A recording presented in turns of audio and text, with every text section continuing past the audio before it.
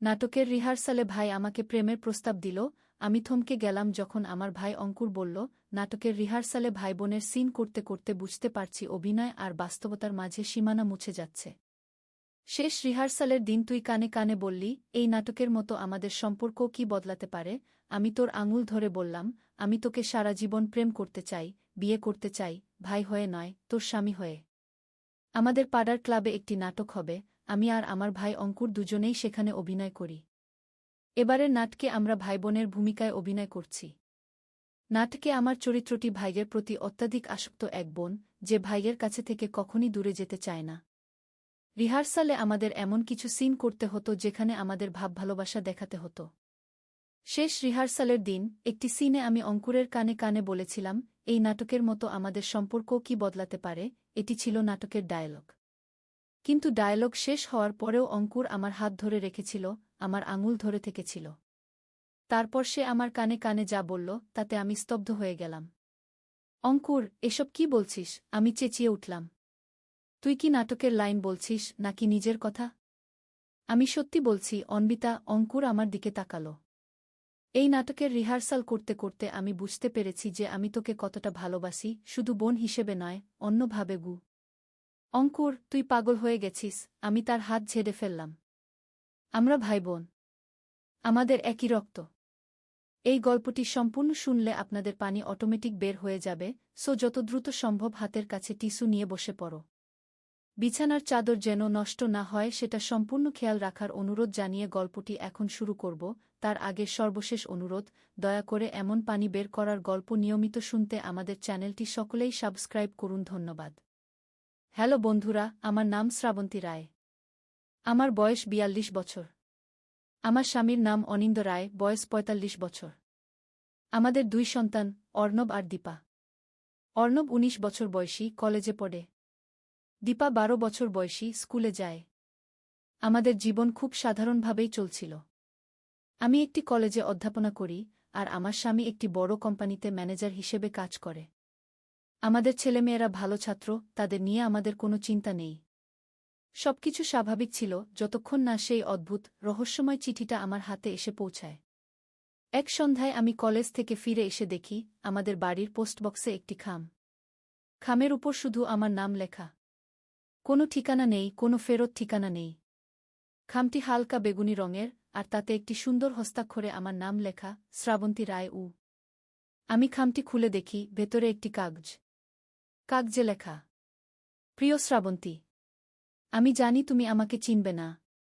কিন্তু আমি তোমাকে চিনি। আমি তোমার পরিবারকে চিনি। আমি জানি তোমার স্বামী অনিন্দ প্রতিদিন সকাল ৭টায় অফিস যায়। আমি জানি তোমার ছেলে অর্ণব কলেজে যায় সকাল ৮টায়। আমি জানি তোমার মেয়ে দীপা স্কুলে যায় সকাল ৭:৩০টায়। আমি জানি তুমি কলেজে যাও সকাল ৯টায়। আমি তোমাদের বহুদিন ধরে দেখছি। তোমাদের বাড়ির ভেতরে কি হয় আমি সবই জানি। তোমরা কি জানো অর্ণবের ঘরে কে আসে যখন বাড়িতে কেউ থাকে না? তোমরা কি জানো দীপার ঘরের জানালা দিয়ে কে উকি দেয় প্রতি রাতে? আমি তোমাদের অনেক কিছু দেখিয়ে দিতে পারি। কিন্তু তার আগে তোমাকে একটি কাজ করতে হবে। আগামীকাল রাত ঠিক ১২টায় তোমার বাড়ির পেছনের দরজা খুলে রাখবে। আমি আসব। তোমাকে একটি জিনিস দেখাব। তুমি অবাক হয়ে যাবে। একজন বন্ধু। এই চিঠি পড়ে আমার সারা শরীর শিউরে উঠল। কে এই লোক? কেন আমাদের দেখছে? এগুলো কি হুমকি? আমার মাথায় নানা চিন্তা ঘুরতে লাগল। আমি অনিন্দকে ফোন করলাম। সে তখন অফিসে। আমি তাকে সব বললাম। সে বলল, শ্রাবন্তী, ঠান্ডা মাথায় চিন্তা করো। এটা কোনো প্র্যাঙ্ক হতে পারে। হয়তো তোমার কোনো ছাত্রছাত্রী মজা করছে। চিন্তা করো না, আমি আজ একটু আগে বাড়ি ফিরছি গু। আমি স্বস্তি পেলাম। হ্যাঁ, হয়তো এটা একটা প্র্যাঙ্কই। আমি বাড়ির দরজা জানালা সব ভালো করে চেক করলাম। সব ঠিকঠাক আছে। সন্ধ্যায় অনিন্দ বাড়ি ফিরল। আমরা আবার চিঠিটা পড়লাম। অনিন্দ বলল, এটা কোনো প্র্যাঙ্ক ছাড়া কিছুই না। তবে সাবধানের মার নেই। কাল আমি অফিস যাব না। বাড়িতেই থাকব। দেখি কে আসে। কিন্তু এটা কি ঠিক হবে? আমি জিজ্ঞেস করলাম। যদি সত্যিই কেউ এসে থাকে? তাহলে বিপদ হতে পারে। না না, আমি পুলিশে খবর দিয়ে রাখব, অনিন্দ বলল। চিন্তা করো না আগে। পরের দিন অনিন্দ অফিসে ফোন করে ছুটি নিল। সকালে ছেলেমেয়েদের স্কুল কলেজে পাঠিয়ে আমরা দুজন বাড়িতে ছিলাম। অনিন্দ বাড়ির সব ঘর ঘুরে দেখল কিছু সন্দেহজনক আছে কিনা, কিন্তু সব স্বাভাবিক। তবে সে একটা জিনিস খেয়াল করল, অর্ণবের ঘরের জানালার কাছে কিছু ছোট ছোট কালো দাগ, যেন কেউ সেখানে দাঁড়িয়েছিল বা বসেছিল। আমরা সিদ্ধান্ত নিলাম রাত 12টায় পেছনের দরজা খুলব না। তবে অনিন্দ একটা ট্র্যাপ সেট করবে। সে পেছনের দরজার কাছে একটা ছোট ক্যামেরা লাগাল, যাতে যদি কেউ সেখানে আসে আমরা তাকে দেখতে পাই। সারাদিন টেনশনে ছিলাম। বিকেলে স্কুল কলেজ থেকে ছেলেমেয়েরা ফিরল। আমরা তাদের কিছু বলিনি, কারণ তাদের ভয় পাওয়ার দরকার নেই। রাত হল। আমরা খাওয়া দাওয়া করে ঘুমোতে গেলাম। অবশ্য ঘুম তো আসবেই না। অনিন্দ তার ফোনে ক্যামেরার ফুটেজ দেখতে পারে। রাত ঠিক 12টা। আমরা দুজনেই জেগে আছি। অনিন্দ ফোনে ক্যামেরার ফুটেজ দেখছে। ঘরের লাইট নিভানো, শুধু ফোনের স্ক্রিনের আলো। হঠাৎ অনিন্দর ফোনে দেখা গেল পেছনের দরজার কাছে একটি ছায়া। কেউ একজন দাঁড়িয়ে আছে। আমার বুক ধক করে উঠল। শ্রাবন্তী, দেখো, অনিন্দ ফিসফিস করে বলল। আমি দেখলাম একটি লোক পেছনের দরজার সামনে দাঁড়িয়ে আছে। তার মুখ দেখা যাচ্ছে না, কারণ সে একটা হুড টেনে দিয়েছে। সে দরজায় নক করল। ও আসছে। আমি ভয়ে কাঁপতে লাগলাম। ভয় পেও না, অনিন্দ বলল। আমি পুলিশকে ফোন করেছি। তারা কাছেই আছে গি। হঠাৎ আমাদের ঘরের দরজা খুলে গেল। আমরা চমকে উঠলাম। আমার হৃদয় ধড়ফড় করতে লাগল। মা, একটি কণ্ঠস্বর। অর্ণব। অর্ণব, তুমি এখনো জেগে আছো? আমি জিজ্ঞেস করলাম। হ্যাঁ মা, আমি একটা শব্দ শুনলাম। কেউ কি আমাদের বাড়িতে এসেছে? অর্ণব জিজ্ঞেস করল। অনিন্দ ফোনের স্ক্রিন দেখিয়ে বলল, হ্যাঁ দেখো, কেউ একজন আমাদের পেছনের দরজায় এসেছে গি। অর্ণব ফোনের স্ক্রিন দেখে চমকে উঠল। বাবা, এ তো রাজেশ কাকা। রাজেশ কাকা? আমরা দুজন একসাথে জিজ্ঞেস করলাম। রাজেশ আমাদের প্রতিবেশী। একজন ভদ্র, শান্ত মানুষ। কিন্তু সে কেন আমাদের বাড়িতে রাত 12টায় আসবে? হ্যাঁ, আমি ওনাকে চিনি, অর্ণব বলল। ওনার জ্যাকেট আমি চিনতে পারছি গি। এমন সময় আবার শব্দ হল। এবার দীপার ঘর থেকে। দীপা দৌড়ে এসে আমাদের ঘরে ঢুকল। মা, বাবা, আমার জানালায় কেউ আছে। আমি দেখেছি। আমরা সবাই দীপার ঘরে ছুটে গেলাম। দীপার ঘরের জানালা দিয়ে বাইরে দেখা যায়। আমরা দেখলাম আমাদের বাড়ির পেছনের দিকে আরও দুজন লোক দাঁড়িয়ে আছে। তারা কারা? হঠাৎ বাইরে পুলিশের সাইরেনের শব্দ। পুলিশ এসে গেছে। আমরা সবাই নিচে নামলাম। পুলিশ ইতিমধ্যে রাজেশকে ধরে ফেলেছে। তারা বাড়ির পেছন দিকে গিয়ে আরও দুজনকে ধরল। একজন ছিল রাজেশের ছেলে অরুণ, আর অন্যজন ছিল আমাদের পাড়ারই এক যুবক, সমীর। পুলিশ তাদের জিজ্ঞাসাবাদ করতে লাগল।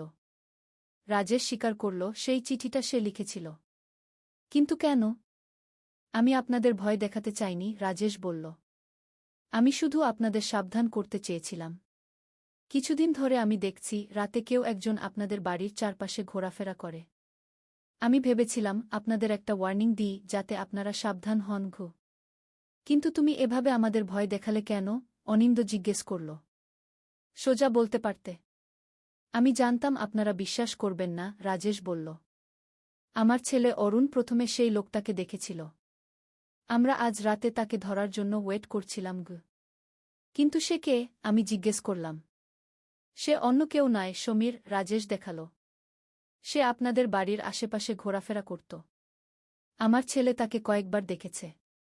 আজ আমরা তাকে ধরতে এসেছিলাম গো। পুলিশ সমীরকে জিজ্ঞাসাবাদ করল।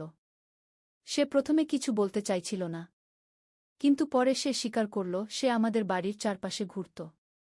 কিন্তু কেন? পুলিশ অফিসার জিজ্ঞেস করলেন। সমীর নিচু গলায় বলল, আমি দীপাকে পছন্দ করি।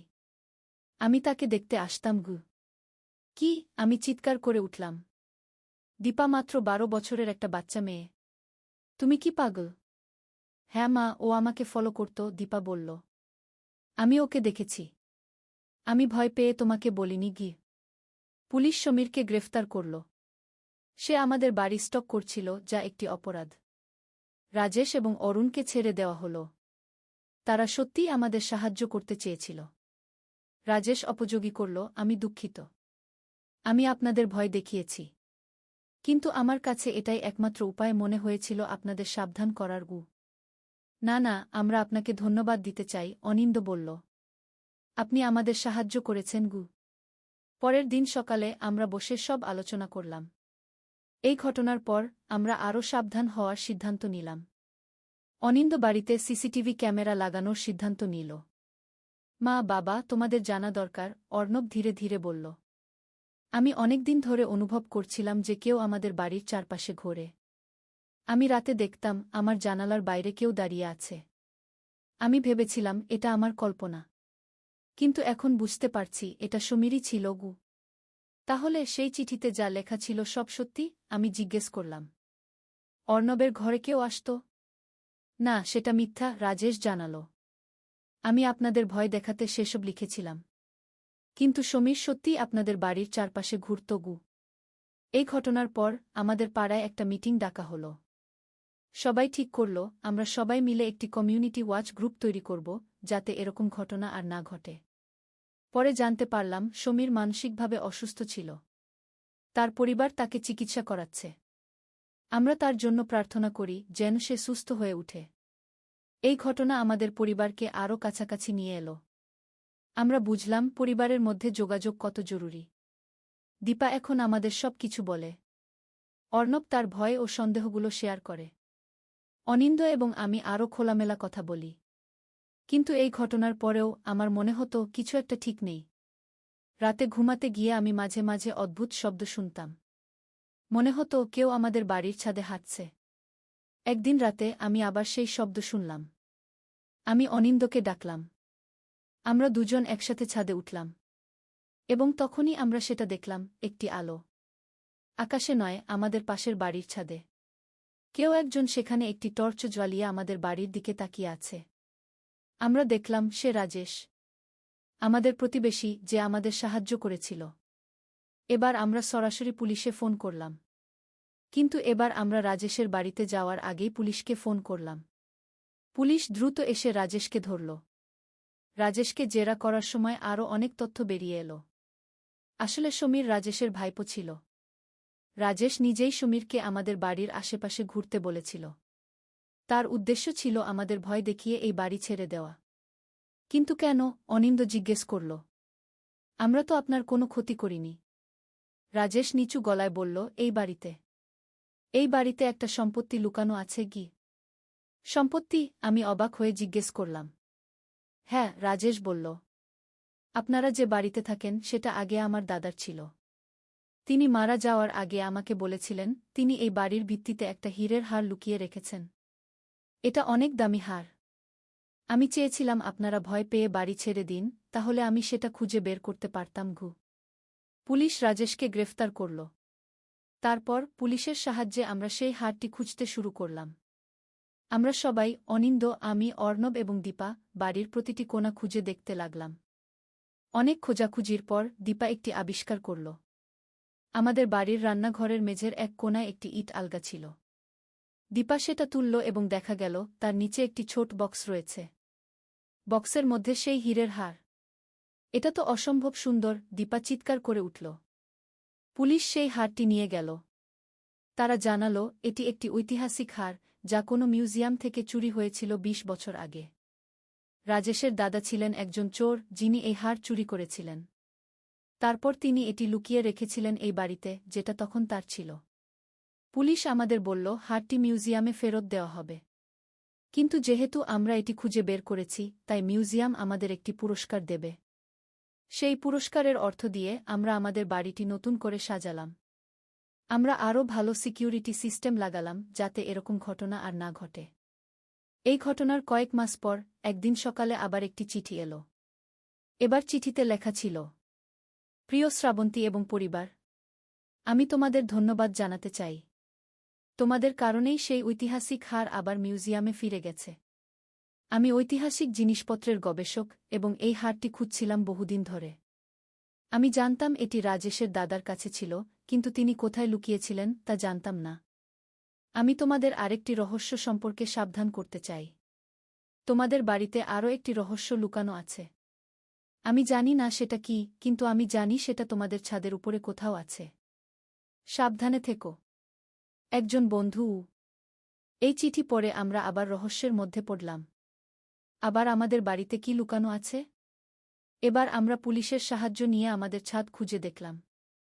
এবার আমরা যা আবিষ্কার করলাম তা আমাদের সবাইকে অবাক করে দিল।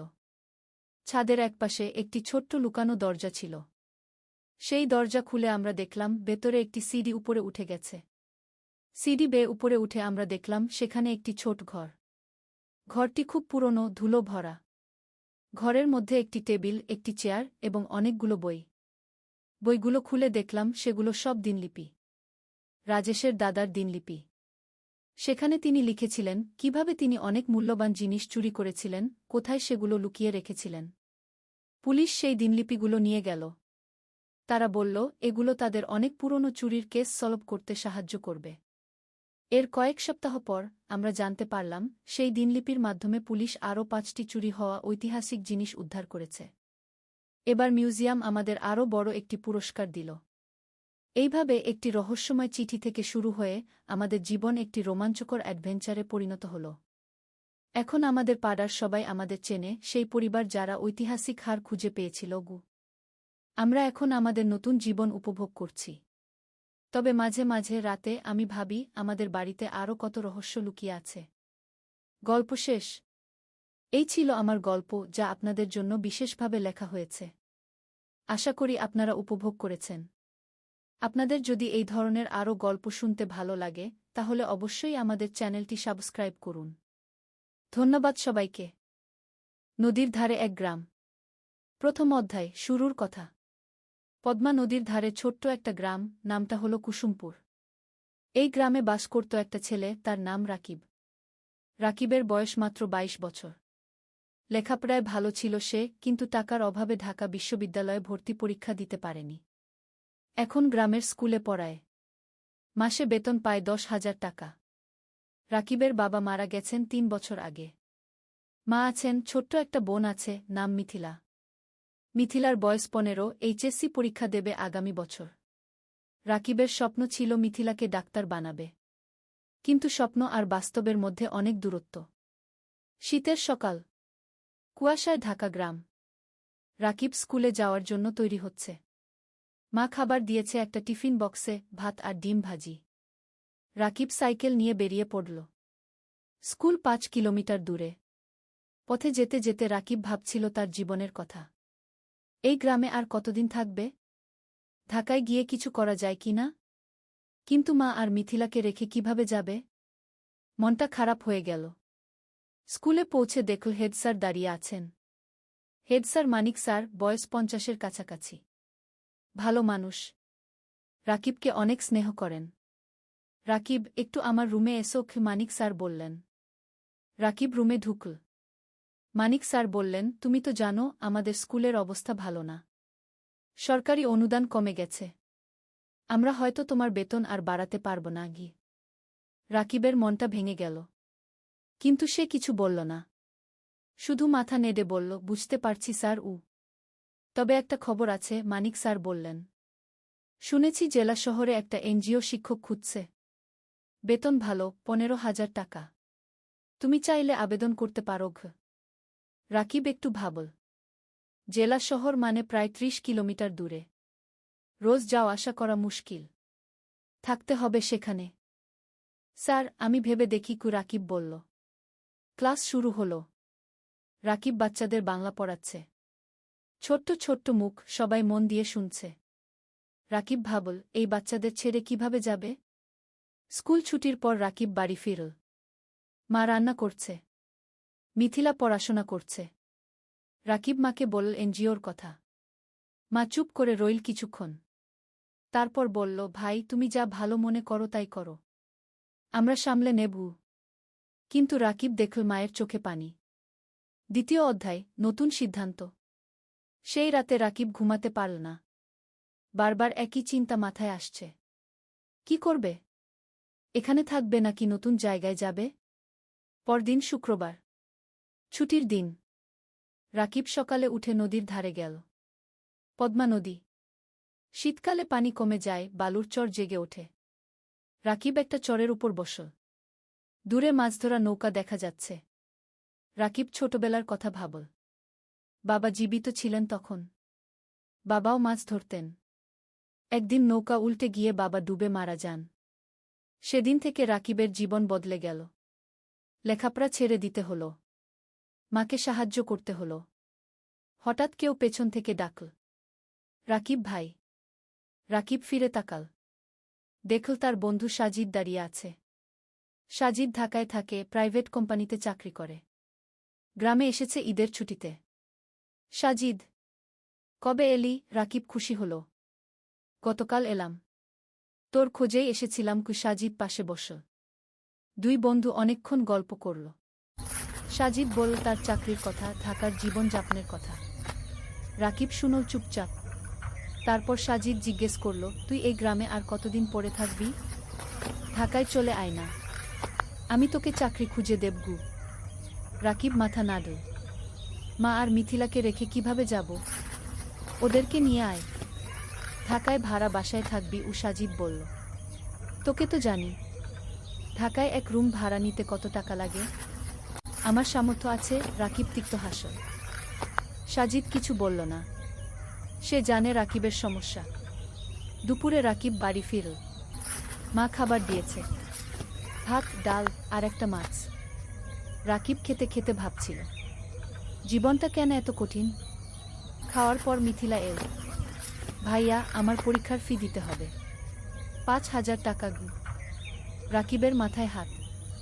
এই মাসে বেতন পাবে 10,000 টাকা। তার মধ্যে বাড়ি ভাড়া 3,000, মায়ের ওষুধ 2,000, খরচপাতি 3,000। পরীক্ষার ফি দেবে কোথা থেকে?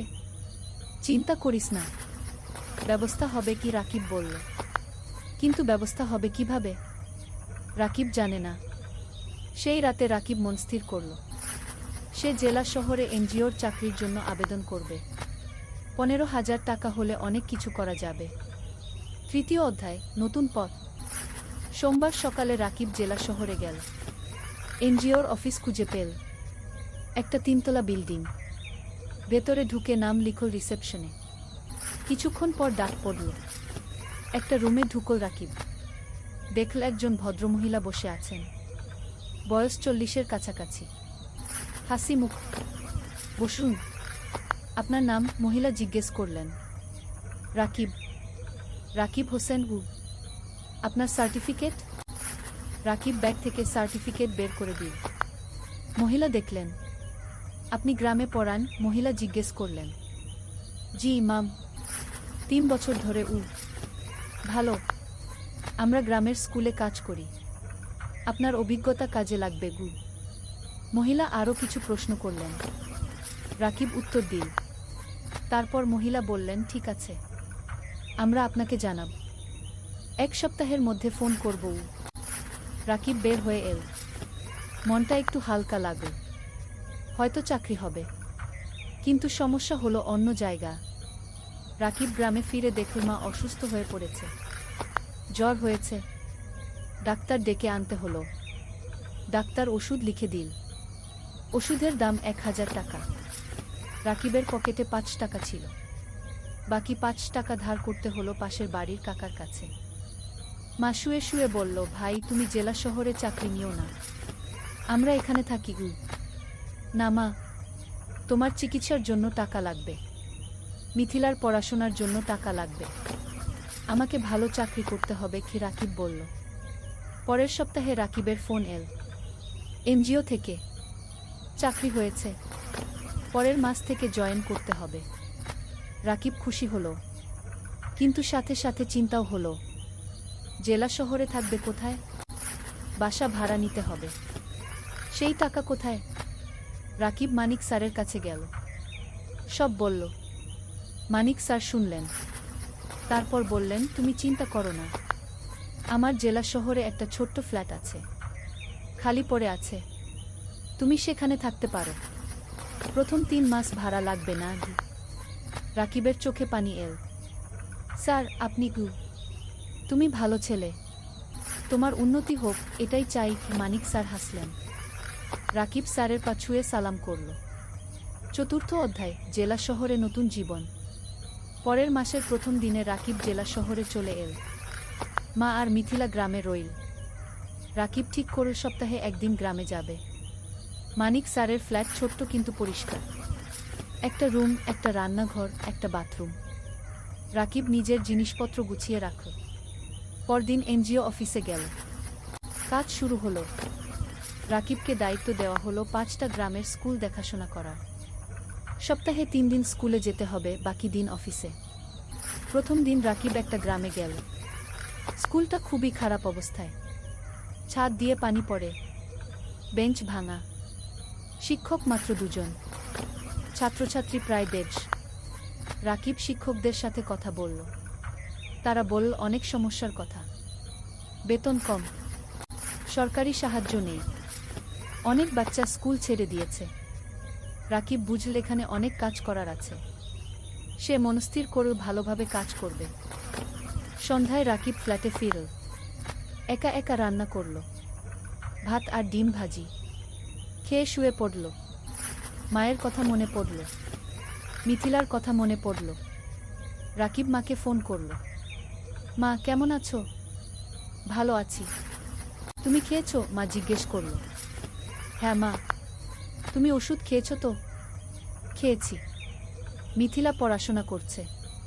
তুমি চিন্তা করো না। ফোন রেখে রাকিব ঘুমিয়ে পড়ল। দিন যাচ্ছে। রাকিব কাজে মন দিচ্ছে। সে দেখছে স্কুলগুলোর অবস্থা ধীরে ধীরে ভালো হচ্ছে। এনজিও থেকে সাহায্য আসছে। নতুন বেঞ্চ এসেছে, ছাদ মেরামত হয়েছে, শিক্ষকদের ট্রেনিং দেওয়া হচ্ছে। রাকিব খুশি। তার মনে হচ্ছে সে কিছু ভালো কাজ করছে। 3 মাস পর রাকিব প্রথম বেতন পেল, 15,000 টাকা। রাকিব সাথে সাথে 10,000 টাকা মাকে পাঠিয়ে দিল। বাকি 5,000 টাকা দিয়ে নিজের খরচ চালাবে। মা ফোন করে কাঁদল। ভাই, তুমি এত টাকা পাঠালে তোমার কি হবে? মা, তুমি চিন্তা করো না, আমার হয়ে যাবে। তুমি ভালো থাকো গো। রাকিবের মনে হলো জীবনে প্রথমবার সে কিছু করতে পারছে। পঞ্চম অধ্যায়, নতুন বন্ধুত্ব। এনজিও অফিসে রাকিবের সহকর্মী অনেক। তার মধ্যে একজন মেয়ে আছে, নাম তানিয়া। তানিয়া ঢাকা থেকে এসেছে। লেখাপড়া করেছে ঢাকা বিশ্ববিদ্যালয়ে। খুব মেধাবী, কিন্তু গ্রামের মানুষের জন্য কাজ করতে চায়। তাই এনজিওতে জয়েন করেছে। তানিয়া আর রাকিব প্রায় একসাথে মাঠে কাজ করে। স্কুলে যায়, শিক্ষকদের সাথে কথা বলে, বাচ্চাদের পড়ায়। ধীরে ধীরে তানিয়া আর রাকিবের মধ্যে বন্ধুত্ব হলো। তানিয়া রাকিবকে অনেক কিছু শেখায়। কিভাবে প্রজেক্ট প্ল্যান করতে হয়, কিভাবে রিপোর্ট লিখতে হয়, কিভাবে মানুষের সাথে কথা বলতে হয়। রাকিব তানিয়াকে শেখায় গ্রামের জীবন সম্পর্কে, গ্রামের মানুষের সমস্যা সম্পর্কে, কিভাবে তাদের সাহায্য করা যায়। একদিন তানিয়া রাকিবকে জিজ্ঞেস করল, তুমি কি বিয়ে করেছো? রাকিব হেসে বলল, না, বিয়ের কথা ভাবার সময় নেই। এখন পরিবারের দায়িত্ব আছে। তোমার পরিবার কেমন? তানিয়া জিজ্ঞেস করল। রাকিব তার মা আর মিথিলার কথা বলল। বাবার মৃত্যুর কথা বলল। কিভাবে সে সংসার চালাচ্ছে সেই কথা বলল। তানিয়া শুনল চুপচাপ। তারপর বলল, তুমি খুব সাহসী। রাকিব কিছু বলল না, শুধু হাসল। সময় যাচ্ছে। রাকিবের কাজ ভালো হচ্ছে। এনজিও থেকে তাকে প্রশংসা করা হচ্ছে। বেতনও বাড়ল। এখন 17,000 টাকা পায়। রাকিব সপ্তাহে একদিন গ্রামে যায়, মাকে দেখে আসে।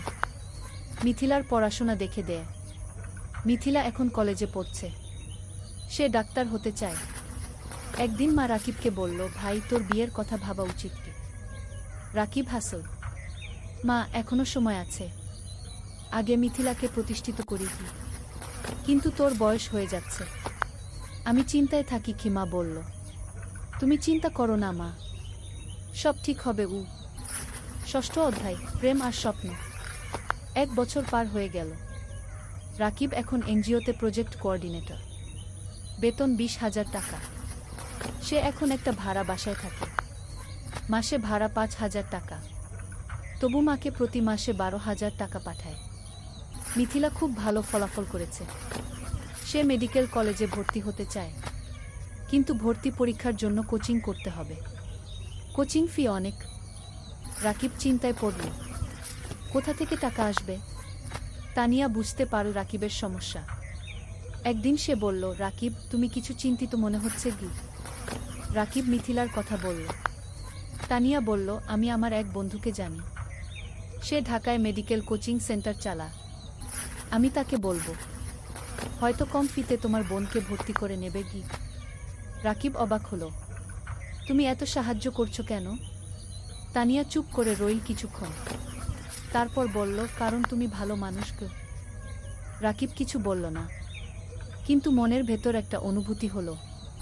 পরের সপ্তাহে তানিয়া তার বন্ধুর সাথে রাকিবের কথা হলো। বন্ধু রাজি হলো মিথিলাকে অর্ধেক ফিতে ভর্তি করতে। রাকিব খুশিতে আত্মহারা। সে তানিয়াকে ধন্যবাদ দিল বারবার। তানিয়া হেসে বলল, ধন্যবাদ না, একটা ট্রিট দাও। রাকিব তানিয়াকে নিয়ে গেল একটা রেস্টুরেন্টে। দুজন একসাথে খাবার খেল, অনেক গল্প করল, হাসল। খাওয়ার পর বাইরে বের হয়ে তানিয়া বলল, রাকিব, আমি তোমাকে একটা কথা বলতে চাই। বলো। তানিয়া একটু থেমে বলল, আমি তোমাকে ভালোবাসি। রাকিব স্তব্ধ হয়ে গেল, কি বলবে বুঝতে পারল না। তানিয়া বলল, আমি জানি এটা হঠাৎ শোনাচ্ছে, কিন্তু 1 বছর ধরে তোমার সাথে কাজ করছি। তোমার চরিত্র, তোমার পরিবারের প্রতি দায়িত্ববোধ, তোমার সততা, সব কিছু দেখেছি। তুমি আমার মনে জায়গা করে নিয়েছ। রাকিব কিছুক্ষণ চুপ করে রইল, তারপর বলল, তানিয়া, আমি জানি না কি বলবো। তুমি ঢাকার মেয়ে, উচ্চশিক্ষিত। আমি একজন সাধারণ গ্রামের ছেলে। আমার পরিবার গরিব। আমার অনেক দায়িত্ব আছে কি? তানিয়া রাকিবের হাত ধরল। এগুলো আমার কাছে কোনো সমস্যা নয়। আমি তোমাকে চাই, তোমার টাকা বা স্ট্যাটাস নয় গু। রাকিবের চোখে পানি এল। তানিয়া, আমি তোমাকে কিছু দিতে পারবো না গি। তুমি আমাকে ভালোবাসা দিতে পারবে, সততা দিতে পারবে, এটাই যথেষ্ট। রাকিব তানিয়ার দিকে তাকাল, তারপর বলল, আমিও তোমাকে ভালোবাসি, কিন্তু ভয় পাচ্ছি। কিসের ভয়? তানিয়া জিজ্ঞেস করল। ভয় পাচ্ছি তোমার পরিবার রাজি হবে না। ভয় পাচ্ছি আমি তোমাকে সুখী করতে পারব না গি। তানিয়া হাসল। আমার পরিবার আমাকে বিশ্বাস করে। আমি যদি খুশি থাকি, তারা খুশি থাকবে। আর তুমি আমাকে সুখী করতে পারবে কিনা সেটা সময় বলবে। আমরা একসাথে চেষ্টা করব। সেই রাতে রাকিব ঘুমাতে পারল না। সারা রাত তানিয়ার কথা ভাবল। জীবনে প্রথমবার কেউ তাকে এভাবে ভালোবাসল। 7ম অধ্যায়, বাধা আর চ্যালেঞ্জ। পরের সপ্তাহে রাকিব গ্রামে গেল। মাকে সব কথা বলল, তানিয়ার কথা, প্রেমের কথা। মা শুনল চুপচাপ, তারপর বলল, মেয়ে কেমন? খুব ভালো মা। তুমি তাকে দেখলে পছন্দ করবে কি? তার পরিবার রাজি হবে? আমরা তো গরিব কি? মা চিন্তিত হলো। তানিয়া বলেছে তার পরিবার তাকে বিশ্বাস করে, সমস্যা হবে না গি। মিথিলা খুশি হলো। ভাইজা, তুমি বিয়ে করছো? আমি ভাবির সাথে দেখা করব। রাকিব হাসল। হ্যাঁ রে, তোকে নিয়ে যাব ঢাকায়। কিন্তু সমস্যা এল অন্য দিক থেকে। তানিয়া তার বাবা মাকে রাকিবের কথা বলল। প্রথমে তারা খুশি হলো, কিন্তু যখন জানো রাকিব একজন এনজিও কর্মী, বেতন মাত্র 20,000 টাকা, তখন তারা আপত্তি করল। তানিয়ার বাবা বললেন, তানিয়া, তুমি ঢাকা বিশ্ববিদ্যালয় থেকে পাস করেছ, তুমি একজন ভালো চাকরিজীবী ছেলে পাবে। এই ছেলে তোমাকে কি দেবে? তানিয়া বলল, বাবা, আমি টাকার জন্য বিয়ে করছি না। আমি রাকিবকে ভালোবাসি। ভালোবাসা দিয়ে সংসার চলে না কি? তানিয়ার মা বললেন। বাবা মা, রাকিব খুব সৎ এবং পরিশ্রমী। সে তার পরিবারের জন্য অনেক কষ্ট করছে। এরকম মানুষ এখন কমই আছে কি? তানিয়া বোঝানোর চেষ্টা করল। আমরা সময় চাই, আমরা ছেলেটাকে দেখতে চাই কি? তানিয়ার বাবা বললেন। তানিয়া রাকিবকে ফোন করে সব বলল। রাকিব শুনল, তারপর বলল, আমি জানতাম এটা হবে গু। তুমি হাল ছেড়ে দিও না, আমি তাদের বোঝাব। তানিয়া বলল। পরের মাসে রাকিব ঢাকায় গেল। তানিয়ার বাবা মার সাথে দেখা করল। তারা রাকিবকে অনেক প্রশ্ন করল। রাকিব সব সততার সাথে উত্তর দিল। তানিয়ার বাবা বললেন, তুমি তোমার ভবিষ্যৎ নিয়ে কি ভাবছ? তুমি সারা জীবন এনজিওতে থাকবে? রাকিব বলল, আঙ্কেল, আমি স্বপ্ন দেখি একদিন নিজের একটা স্কুল করব। গ্রামের গরিব ছেলে মেয়েদের বিনামূল্যে পড়াব। এটা আমার লক্ষ্য। তানিয়ার বাবা অবাক হলেন। তুমি কি জানো একটা স্কুল খুলতে কত টাকা লাগে? জানি আঙ্কেল, কিন্তু আমি বিশ্বাস করি যদি সততার সাথে চেষ্টা করি একদিন সফল হব। তানিয়ার বাবা কিছু বললেন না, কিন্তু রাকিবের চোখে যে আগুন দেখলেন সেটা তাকে ভাবিয়ে তুলল। সেই রাতে তানিয়ার বাবা মা আলোচনা করলেন। তারপর তারা রাজি হলেন, কিন্তু একটা শর্ত দিলেন, রাকিবকে আরও ভালো চাকরি খুঁজতে হবে। রাকিব শর্ত মেনে নিল। অষ্টম অধ্যায়, নতুন সুযোগ। বিয়ের প্রস্তুতি শুরু হলো, কিন্তু রাকিব চিন্তায় ছিল। বিয়েতে অনেক খরচ হবে, সেই টাকা কোথায়? তানিয়া বলল, আমরা সিম্পল বিয়ে করব, বেশি খরচ করব না আগে। কিন্তু তানিয়ার পরিবার বড় বিয়ে চায়, অনেক আত্মীয় স্বজন আছে। রাকিব টেনশনে ছিল। তখন মানিক স্যার তাকে ডাকলেন। স্যার বললেন, রাকিব, আমি শুনেছি তোমার বিয়ে হবে, আমি তোমাকে একটা উপহার দিতে চাই। স্যার একটা খাম দিলেন। খামে ছিল 50,000 টাকা। রাকিবের চোখ বড় হয়ে গেল। স্যার, এটা আমি নিতে পারবো না আগে, এটা উপহার। তুমি আমার ছাত্রের মতো, তুমি অবশ্যই নেবে। স্যার জোর করলেন। রাকিব স্যারকে জড়িয়ে ধরল। স্যার, আপনি আমার জন্য অনেক কিছু করেছেন। তুমি ভালো থাকো, এটাই চাই। এদিকে রাকিবের ভাগ্য ঘুরতে শুরু করল। একদিন এনজিওর ডিরেক্টর রাকিবকে ডাকলেন। বললেন, রাকিব, তোমার কাজ আমরা খুব পছন্দ করেছি। আমরা একটা নতুন প্রজেক্ট শুরু করছি, তুমি প্রজেক্ট ম্যানেজার হবে। বেতন হবে 35,000 টাকা। রাকিব বিশ্বাস করতে পারল না। 35,000 টাকা! এত টাকা কখনো কল্পনাও করেনি। স্যার, সত্যি? রাকিব জিজ্ঞেস করল। হ্যাঁ, তুমি যোগ্য, তুমি পারবে কি? ডিরেক্টর বললেন। রাকিব সাথে সাথে তানিয়াকে ফোন করল। তানিয়া খুশিতে চিৎকার করল। সেই সন্ধ্যায় রাকিব মাকে ফোন করল, সব বলল। মা কাঁদতে লাগল, খুশির কান্না। ভাই, আল্লাহ তোমার ভালো করেছে, তুমি অনেক কষ্ট করেছো। কি মা বলল। মা, এখন আমরা ভালো থাকব, মিথিলার পড়াশোনা ভালো হবে, তুমি সুস্থ থাকবে। বিয়ের দিন এল। সিম্পল কিন্তু সুন্দর বিয়ে। গ্রাম থেকে মা আর মিথিলা এসেছে, রাকিবের বন্ধুরা এসেছে, এনজিও অফিসের সবাই এসেছে। তানিয়া দেখতে খুব সুন্দর লাগছিল লাল শাড়িতে, রাকিব পাঞ্জাবি পরেছে। বিয়ে হলো, সবাই দোয়া করল, আশীর্বাদ করল। রাকিব আর তানিয়া নতুন জীবন শুরু করল। নবম অধ্যায়, স্বপ্ন পূরণের পথে। বিয়ের পর রাকিব আর তানিয়া জেলা শহরে একটা বড় ফ্ল্যাট ভাড়া নিল, 2 বেডরুমের। তারা ঠিক করল মা আর মিথিলাকে নিয়ে আসবে। মা প্রথমে রাজি হলো না, বলল, তোমরা নতুন বিয়ে করেছ, আমরা গেলে তোমাদের সমস্যা হবে। তানিয়া নিজে গ্রামে গেল। মাকে বলল, মা, আপনি আমার মা, আপনি না থাকলে আমার সংসার অসম্পূর্ণ। মা তানিয়াকে জড়িয়ে ধরল। মা, তুমি খুব ভালো। মা আর মিথিলা জেলা শহরে চলে এল। এখন তারা সবাই একসাথে থাকে। মিথিলা ঢাকায় কোচিং করছে, সে খুব মন দিয়ে পড়ছে। তার লক্ষ্য মেডিকেল কলেজে চান্স পাওয়া। রাকিব নতুন প্রজেক্টে কাজ শুরু করেছে। প্রজেক্টটা খুব বড়, 15টা গ্রামে কাজ করতে হবে। স্কুল, স্বাস্থ্যকেন্দ্র, নারী উন্নয়ন, সব ধরনের কাজ। রাকিব খুব ব্যস্ত হয়ে গেল, সকাল থেকে রাত পর্যন্ত কাজ। কিন্তু সে খুশি, কারণ সে মানুষের উপকার করছে। তানিয়াও কাজ করছে, সেও একটা প্রজেক্টে আছে। তাদের দুজনের মিলে এখন বেতন 55,000 টাকা। এত টাকা রাকিব কখনো কল্পনা করেনি। এখন তারা স্বাচ্ছন্দ্যে আছে। মায়ের ভালো চিকিৎসা হচ্ছে, মিথিলার পড়াশোনা ভালো হচ্ছে, রাকিব কিছু টাকা সেভিংসও করছে। একদিন রাকিব তানিয়াকে বলল, তুমি জানো, আমার স্বপ্ন ছিল একটা স্কুল করা। হ্যাঁ, মনে আছে? তুমি এখনো সেই স্বপ্ন দেখো? তানিয়া জিজ্ঞেস করল। হ্যাঁ, আমি ভাবছি আমরা যদি কিছু টাকা সেভ করি তাহলে হয়তো একদিন একটা ছোট্ট স্কুল খুলতে পারব। তানিয়া হাসল। চলো, আমরা একসাথে এই স্বপ্ন পূরণ করব। দুজনে মিলে প্ল্যান করতে লাগল। কিভাবে টাকা জমাবে?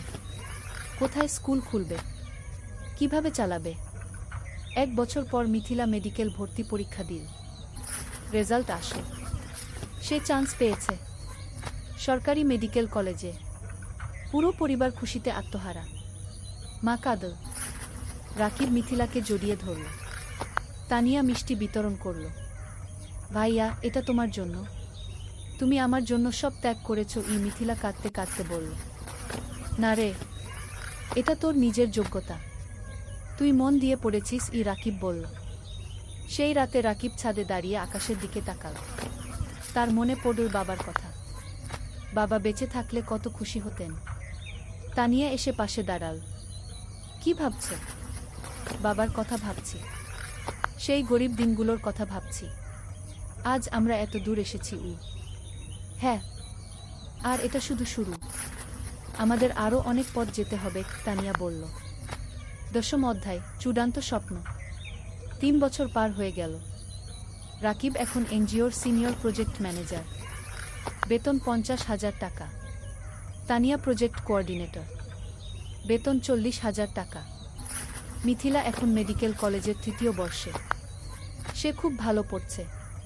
তার লক্ষ্য একজন ভালো ডাক্তার হওয়া এবং গ্রামের মানুষের সেবা করা। মা এখন সুস্থ। তার মুখে হাসি ফিরে এসেছে।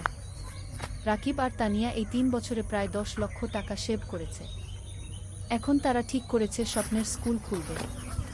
রাকিব গ্রামে গিয়ে একটা জমি কিনে। 2 বিঘা জমি। সেখানে স্কুল করবে। তারা ব্যাংক থেকে লোন নিল আরও 5 লক্ষ টাকা। মোট 15 লক্ষ টাকা দিয়ে স্কুল তৈরি করা শুরু হলো। মানিক স্যার অনেক সাহায্য করলেন। তিনি স্কুলের ডিজাইন করে দিলেন, শিক্ষক খুঁজে দিলেন। 6 মাস পর স্কুল তৈরি হলো। নাম দেওয়া হলো আলোর পাঠশালা।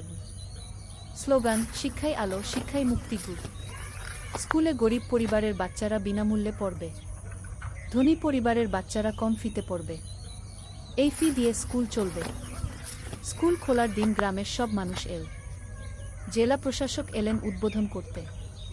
মানিক স্যার, এনজিওর ডিরেক্টর, সবাই এলেন। রাকিব মাইকে দাঁড়িয়ে বলল, আমি একসময় খুব গরিব ছিলাম। লেখাপড়া করতে পারিনি ঠিকমতো। কিন্তু আমি হাল ছাড়িনি। আজ আমি এই স্কুল করলাম যাতে গ্রামের কোনো বাচ্চাকে টাকার অভাবে লেখাপড়া ছাড়তে না হয়। সবাই হাততালি দিল। তানিয়া বলল, এই স্কুল শুধু আমার স্বামীর স্বপ্ন নয়, আমার স্বপ্ন। আমরা চাই এই গ্রামের প্রতিটা বাচ্চা শিক্ষিত হোক। আবার হাততালি। স্কুল চালু হলো। প্রথম দিন 50 জন বাচ্চা ভর্তি হলো। দ্বিতীয় মাসে 100, তৃতীয় মাসে 200। রাকিব আর তানিয়া সপ্তাহে 3 দিন স্কুলে যায়। বাচ্চাদের পড়ায়, শিক্ষকদের ট্রেনিং দেয়, স্কুল দেখাশোনা করে। মিথিলা ছুটির দিনে স্কুলে এসে বাচ্চাদের স্বাস্থ্য চেক আপ করে বিনামূল্যে। মা রান্না করে বাচ্চাদের খাওয়ায়। অনেক বাচ্চা গরিব পরিবার থেকে আসে। তারা দুপুরে খায় না। মা তাদের খাওয়ায়। 2 বছর পর স্কুলে 5 বাচ্চা পড়ছে। 10 জন শিক্ষক আছে। স্কুল ভালোভাবে চলছে। জেলার মধ্যে কি আলোর পাঠশালা কি একটা আদর্শ স্কুল হিসেবে পরিচিতি পেয়েছে। 11 অধ্যায়, জীবনের পূর্ণতা। 5 বছর পর। রাকিবের বয়স এখন 33। তানিয়ার বয়স 31। তাদের একটা মেয়ে হয়েছে। নাম রাখা হয়েছে অনন্যা। অনন্যার বয়স 2 বছর। মিথিলা এখন ডাক্তার। সে একটা সরকারি হাসপাতালে কাজ করছে। সে গ্রামের মানুষের বিনামূল্যে সেবা দেয়া। মা সুস্থ এবং খুশি। তার নাতনি অনন্যাকে নিয়ে সময় কাটায়। আলোর পাঠশালা কি এখন জেলার সেরা স্কুলগুলোর একটা।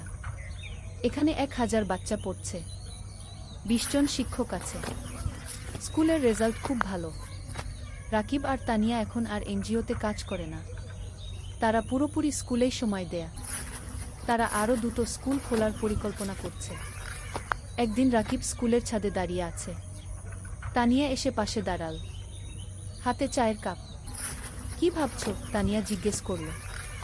ভাবছি আমাদের যাত্রার কথা।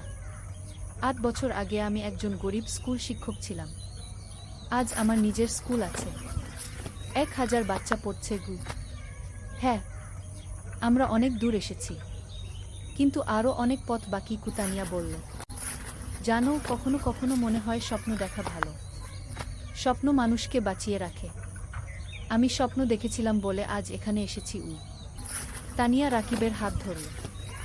আর আমি তোমাকে বিশ্বাস করেছিলাম বলে তোমার স্বপ্ন আমার স্বপ্ন হয়ে গেল। দুজন চুপচাপ দাঁড়িয়ে রইল। নিচে বাচ্চারা খেলছে। তাদের হাসির শব্দ শোনা যাচ্ছে। রাকিব বলল, জানো তানিয়া, আমার এখন মনে হয় জীবনের সবচেয়ে বড় সফলতা হলো মানুষের মুখে হাসি ফোটানো। টাকা, প্রতিষ্ঠা সব তুচ্ছ যখন দেখি একটা গরিব বাচ্চা আমাদের স্কুলে পড়ে ভালো রেজাল্ট করছে। তানিয়া মাথা নাড়ল। একদম ঠিক। তুমি জানো, গত সপ্তাহে সেই রহিম নামের ছেলেটা এসেছিল, যে 3 বছর আগে আমাদের স্কুলে ভর্তি হয়েছিল। হ্যাঁ, মনে আছে। তার বাবা রিকশা চালায়। সে ক্লাসে ফার্স্ট হয়েছে। তার বাবা এসে আমার পা ছুঁয়ে কাঁদছিল। বলছিল, আপনারা না থাকলে আমার ছেলে লেখাপড়া শিখতে পারত না। রাকিবের চোখ ভিজে গেল। এই মুহূর্তগুলোর জন্যই আমরা কাজ করি।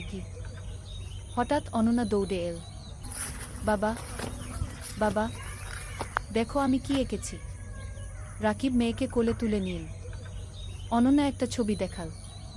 একটা স্কুল, সামনে অনেক বাচ্চা। এটা কি? রাকিব জিজ্ঞেস করল। এটা আমাদের স্কুল। দাদু বলেছে তুমি এই স্কুল বানিয়েছ। অনন্যা বলল। রাকিব মেয়ের কপালে চুমু খেল। হ্যাঁ রে, একদিন তুইও বড় হয়ে ভালো কিছু করবি।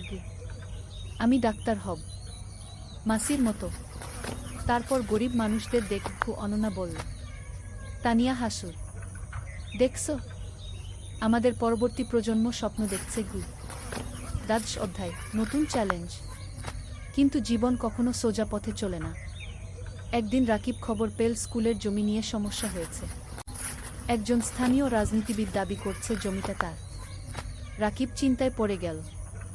সে আইনজীবীর সাথে দেখা করল। আইনজীবী বলল, কাগজপত্র দেখাও। রাকিব সব কাগজ দেখাল।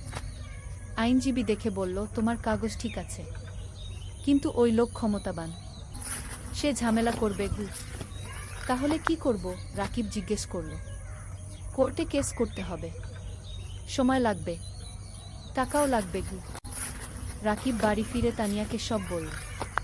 তানিয়া শুনো। তারপর বলল, আমরা লড়ব। আমরা সত্যের পক্ষে আছি। কেস শুরু হলো।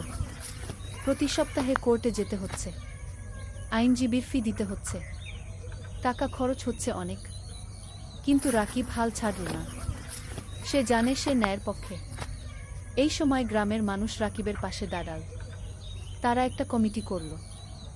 সবাই মিলে টাকা তুলল রাকিবকে সাহায্য করার জন্য।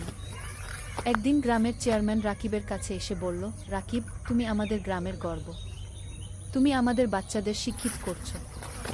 আমরা তোমাকে একা ছাড়ব না। রাকিব কান্নায় ভেঙে পড়ল। আপনারা আমার পরিবার। মানিক স্যারও সাহায্য করলেন। তিনি জেলা প্রশাসকের সাথে কথা বলল। প্রশাসক বিষয়টা দেখলেন। 6 মাস পর কোর্ট রায় দিল রাকিবের পক্ষে। জমি রাকিবেরই। সেই দিন স্কুলে উৎসব হলো। সবাই খুশি। বাচ্চারা নাচল, গাইল। রাকিব মাইকে বলল, আজ আমরা জিতেছি। কিন্তু এটা শুধু আমার জয় নয়, এটা আমাদের সবার জয়। সত্যের জয়। ত্রয়োদশ অধ্যায়, সম্প্রসারণ। কেস জেতার পর রাকিবের আত্মবিশ্বাস বেড়ে গেল। সে ঠিক করল আরও একটা স্কুল খুলবে, পাশের জেলায়। তানিয়া রাজি হলো। তারা আবার সেভিংস শুরু করল। এই সময় একটা বড় সুখবর এল। একটা আন্তর্জাতিক এনজিও তাদের স্কুলের কথা শুনেছে। তারা সাহায্য করতে চায়। এনজিওর একজন প্রতিনিধি এল আলোর পাঠশালাগুলো দেখতে। সে সব দেখল। শিক্ষকদের সাথে কথা বলল, বাচ্চাদের সাথে কথা বলল। তারপর সে রাকিবকে বলল, আমরা আপনার কাজে মুগ্ধ। আমরা আপনাকে 10 লক্ষ টাকা গ্রান্ট দিতে চাই নতুন স্কুলের জন্য। রাকিব বিশ্বাস করতে পারল না। 10 লক্ষ টাকা? সত্যি? রাকিব জিজ্ঞেস করল। হ্যাঁ। আপনি একটা প্রস্তাব লিখে পাঠান, আমরা অনুমোদন করব। রাকিব আর তানিয়া রাত দিন পরিশ্রম করে প্রস্তাব লিখল, পাঠিয়ে দিল। 1 মাস পর অনুমোদন এল। 10 লক্ষ টাকা। রাকিব পাশের জেলায় জমি কিনো। নতুন স্কুল তৈরি শুরু হলো। এবার আরও বড় স্কুল। আরও ভালো সুবিধা। মিথিলা বলল, ভাইজা, নতুন স্কুলে একটা হেলথ ক্লিনিক বানাও। আমি সপ্তাহে একদিন এসে বাচ্চাদের দেখব। চমৎকার আইডিয়া, রাকিব বলল। নতুন স্কুলে একটা হেলথ ক্লিনিকও তৈরি হলো। মিথিলা আর তার দুজন সহকর্মী ডাক্তার সেখানে বিনামূল্যে সেবা দেয়া। নতুন স্কুলের নাম দেওয়া হলো আলোর পাঠশালা, দুব। এখানেও গরিব বাচ্চারা বিনামূল্যে পড়ে। 1 বছরে দ্বিতীয় স্কুলেও 5 বাচ্চা ভর্তি হলো। রাকিবের স্বপ্ন আরও বড় হলো। সে ভাবল, জেলার প্রতিটা গ্রামে একটা করে স্কুল করবে। চতুর্দশ অধ্যায়, পুরস্কার। 3 বছর পর রাকিব এখন 40 বছরের। তার 5টা আলোর পাঠশালাগু আছে, 5টা জেলায়। প্রায় 3000 বাচ্চা পড়ছে। 2 শিক্ষক কাজ করছে। একদিন রাকিব একটা ফোন পেল, ঢাকা থেকে, শিক্ষা মন্ত্রণালয় থেকে। আপনি রাকিব হোসেন? ফোনে একজন জিজ্ঞেস করল। জিউ, আপনাকে জানাতে পেরে আনন্দিত যে আপনার নাম জাতীয় শিক্ষা পুরস্কারের জন্য নির্বাচিত হয়েছে। আপনি গ্রামীণ শিক্ষায় অসামান্য অবদান রেখেছেন। রাকিব স্তব্ধ হয়ে গেল। জাতীয় পুরস্কার? সত্যি? রাকিব জিজ্ঞেস করল। হ্যাঁ, আগামী মাসে ঢাকায় অনুষ্ঠান হবে। মাননীয় প্রধানমন্ত্রী পুরস্কার দেবেন। রাকিব ফোন রেখে তানিয়াকে জড়িয়ে ধরল। তান, আমরা জাতীয় পুরস্কার পেয়েছি। তানিয়া কাঁদতে লাগল। খুশির কান্না। তুমি পেরেছ, তুমি সত্যিই পেরেছ। মা খবর শুনে কাঁদল। ভাই, তোর বাবা বেঁচে থাকলে কত খুশি হতো। মিথিলা বলল, ভাইজা, তুমি আমার হিরো গো। অনন্যা, এখন 7 বছর, বলল, বাবা, তুমি সবচেয়ে ভালো বাবা। পুরস্কারের দিন, ঢাকা, বঙ্গভবন। রাকিব স্যুট পরেছে, তানিয়া শাড়ি পরেছে। মা, মিথিলা, অনন্যা সবাই গেছে। মানিক স্যারও গেছে। তিনি রাকিবকে বললেন, আমি গর্বিত তোমার শিক্ষক ছিলাম গো। অনুষ্ঠানে অনেক মানুষ। রাকিবের নাম ডাকা হলো। সে মঞ্চে উঠল। প্রধানমন্ত্রী তাকে পুরস্কার দিলেন। একটা ক্রেস্ট, একটা সার্টিফিকেট আর 5 লক্ষ টাকা। রাকিব মাইকে দাঁড়িয়ে বলল, আমি একজন সাধারণ গ্রামের ছেলে। আমার বাবা রিকশা চালাতেন। আমি গরিব পরিবার থেকে এসেছি, কিন্তু আমি স্বপ্ন দেখতে ছাড়িনি। আজ আমি এখানে দাঁড়িয়ে বলতে পারি যে কেউ পারে যদি সে চেষ্টা করে। পুরো হল হাততালিতে মুখরিত হলো। এই পুরস্কার শুধু আমার নয়, এটা আমার স্ত্রী তানিয়ার, আমার মায়ের, আমার বোন মিথিলার, আমার গুরু মানিক স্যারের, আর আমার সেই সব বাচ্চাদের যারা আলোর পাঠশালায় পড়ছে। আবার হাততালি। অনুষ্ঠান শেষ হলো। সবাই বাড়ি ফিরল। সেই রাতে রাকিব ব্যালকনিতে দাঁড়িয়ে আকাশের দিকে তাকাল। তার মনে পড়ল সেই দিনের কথা যখন সে পদ্মা নদীর ধারে বসে ভাবছিল জীবন দিয়ে কি করবে। আজ সেই জীবন কত বদলে গেছে। তানিয়া এসে পাশে দাঁড়াল। কি ভাবছ? ভাবছি আমরা কত দূর এসেছি, আর ভাবছি আমাদের এখনো কত কাজ বাকি। হ্যাঁ, আমাদের স্বপ্ন এখনো শেষ হয়নি, তানিয়া বলল। ৫০ অধ্যায়, উত্তরাধিকার। আরও 5 বছর কেটে গেল। রাকিবের বয়স এখন ৪৫। তার 10টা আলোর পাঠশালাগু আছে, 10টা জেলায়। ৬,০০০ বাচ্চা পড়ছে। 4 শিক্ষক কাজ করছে। মিথিলা এখন একজন সফল ডাক্তার। সে নিজের একটা হাসপাতাল খুলেছে, গরিব মানুষদের বিনামূল্যে চিকিৎসা দেয়। অনন্যা এখন 12 বছর। সে আলোর পাঠশালাতেই পড়ছে। সে খুব মেধাবী। তার স্বপ্ন শিক্ষক হওয়া, বাবার মতো। মা এখন অনেক বয়স্ক, কিন্তু সুস্থ। সে নাতিনাতনীদের নিয়ে সময় কাটায়। হ্যাঁ, রাকিবের এখন 2 সন্তান। অনন্যার পরে একটা ছেলে হয়েছে, নাম অনির্বাণ, বয়স 5 বছর। রাকিব এখন একটা বড় শিক্ষা প্রতিষ্ঠানের প্রতিষ্ঠাতা। তার কাজের স্বীকৃতি সারা দেশে। বিদেশ থেকেও মানুষ আসে তার স্কুল দেখতে। কিন্তু রাকিব এখনো সেই সাধারণ মানুষই আছে। সে নিজে স্কুলে যায়, বাচ্চাদের পড়ায়, তাদের সাথে খেলে। একদিন একজন সাংবাদিক রাকিবকে ইন্টারভিউ করতে এল। সে জিজ্ঞেস করল, আপনার সাফল্যের রহস্য কি? রাকিব হেসে বলল, রহস্য বলে কিছু নেই, শুধু 3টা জিনিস, স্বপ্ন, পরিশ্রম আর সততা। আপনার ভবিষ্যৎ পরিকল্পনা? আরও 20টা স্কুল খুলব, প্রতিটা জেলায়। যাতে কোনো বাচ্চা শিক্ষা থেকে বঞ্চিত না হয়। আপনি কি রাজনীতিতে আসবেন? অনেকে বলছে আপনি দেশের জন্য অনেক করতে পারবেন। রাকিব মাথা নাড়ল। না, আমি শিক্ষক থাকতে চাই। রাজনীতি আমার জায়গা নয়। সাংবাদিক আরও অনেক প্রশ্ন করল। রাকিব উত্তর দিল। সেই রাতে টিভিতে ইন্টারভিউ দেখানো হলো। পুরো দেশ দেখ। অনেক মানুষ অনুপ্রাণিত হলো রাকিবের গল্পে। পরের দিন রাকিবের ফোন বাজতে লাগল।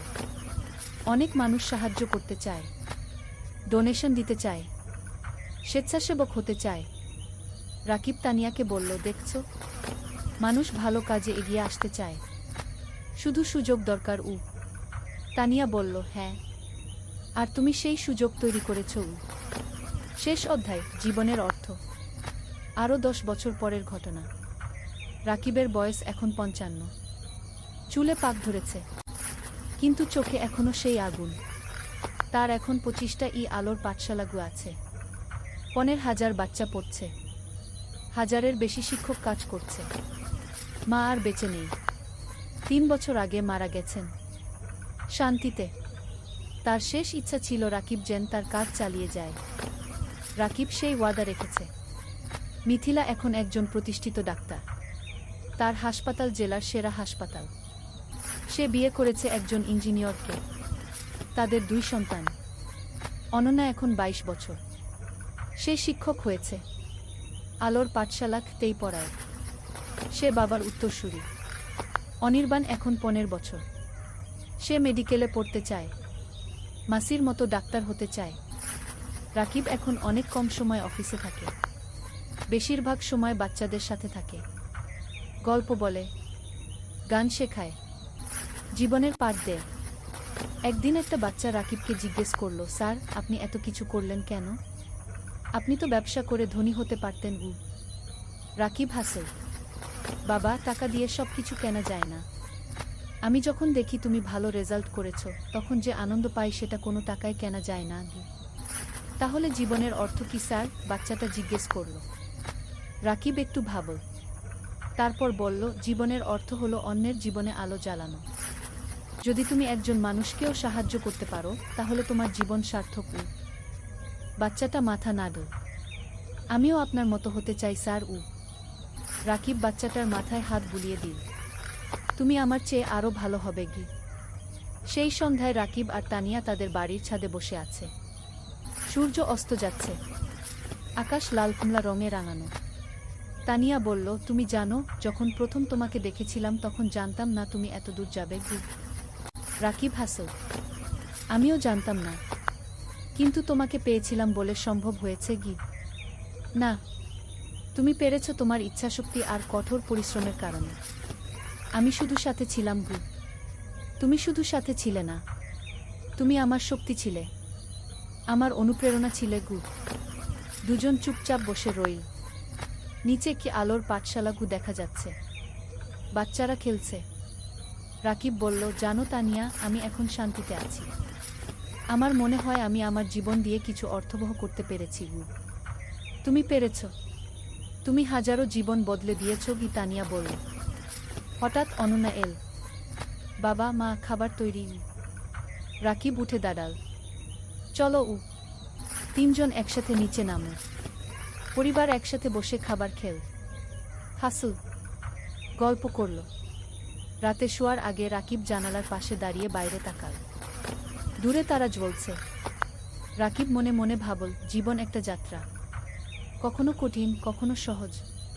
কিন্তু যদি তুমি স্বপ্ন দেখো, যদি তুমি পরিশ্রম করো, যদি তুমি সৎ থাকো, তাহলে তুমি অবশ্যই সফল হবে। আর সবচেয়ে বড় সফলতা হলো যখন তুমি অন্যের জীবনে আলো জ্বালাতে পারো। রাকিব হাসল, তারপর বিছানায় শুয়ে পড়ল। গভীর ঘুমে তলিয়ে গেল। শান্তির ঘুম, পরিতৃপ্তির ঘুম। কারণ সে জানে তার জীবন সার্থক হয়েছে, তার স্বপ্ন পূরণ হয়েছে। আর এটাই জীবনের সবচেয়ে বড় পাওয়া।